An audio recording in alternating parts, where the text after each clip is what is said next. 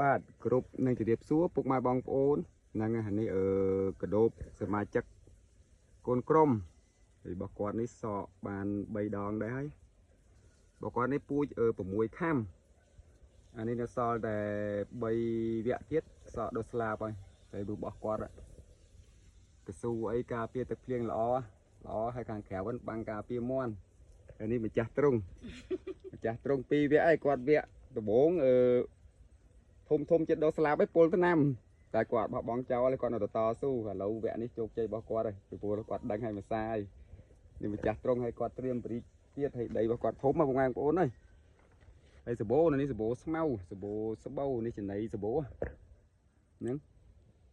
ហើយគាត់ថាដូចខ្ញុំរាយវីយូប្រាប់ចឹងទ្រុងវាមិនបាច់ចាំថតដល់ប្រែនខ្លាំងឲ្យតែយើងអាចការពារមិនឲ្យកដោបនឹងចេញឬក៏យើងមាន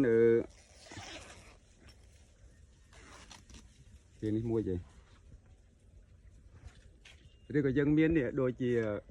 ស្បោងកស៊ូបាំងព្រលើងទៅហើយមើលរៀនរបស់គាត់មើលអានេះក៏មុំដែរណាបងប្អូនមិនមែនធ្វើវាដៃទេមិនតែអស់ទោះឈើអានេះឈើកាសខ្យាឈើអីតែមុំកម្លាំង3 4នេះឯងដឹងនរណាហ្នឹងនេះគាត់បាំងស្អាតដោយសារគាត់តំបន់នេះតំបន់រោងចក្រដែរអញ្ចឹងគាត់សបោអាក្តារនេះហ្នឹងហើយរបស់គាត់ដល់2 3តង់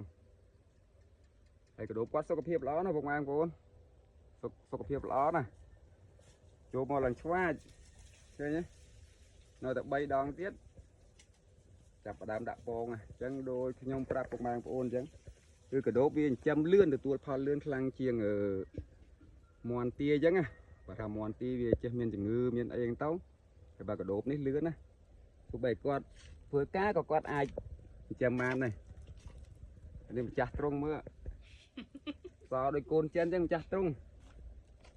អានេះគាត់ចំតាមលក្ខណៈសាមញ្ញប៉ុន្តែអស់លុយតិចហើយគាត់ត្រៀមបរិចថែមទៀតនេះសិតតែត្រៀមបរិចហើយដូចទ្រុងមន់ទ្រុងទាគាត់ច្រើនណាគាត់ចំច្រើនដែរហ្នឹង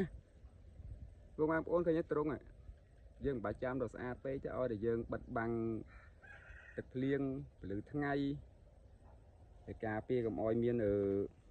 មន់អីមកចឹកទៅគឺហើយគឺយើងទទួលផលបានណាចឹងពុកម៉ែបងប្អូនដែលមិនចេះធ្វើក៏យើងអាចធ្វើបានលក្ខណៈទ្រុងលក្ខណៈការចិញ្ចឹមអីហ្នឹងហើយវគ្គក្រោយនេះខ្ញុំគិតថាគាត់ប្រហែលជាធ្វើស្អាតជាងហ្នឹងហើយគាត់ធ្វើស្អាតជាងហ្នឹងហើយពីព្រោះឃើញស្រឡាញ់ដែរឃើញគាត់ចូលចិត្តហើយគាត់បោះបង់ចោលហើយគាត់ធ្លាប់បរាជ័យមួយសាគាត់ចិញ្ចឹមនៅខាងស្ពឺតែឥឡូវនេះគាត់មិនចិញ្ចឹមខាង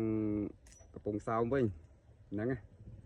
ហើយថ្ងៃនេះមកចការហងឈៀងចូលមើលគាត់លេងហងតែមិនអីអែមរបស់គាត់អែមទឹកដៃអែម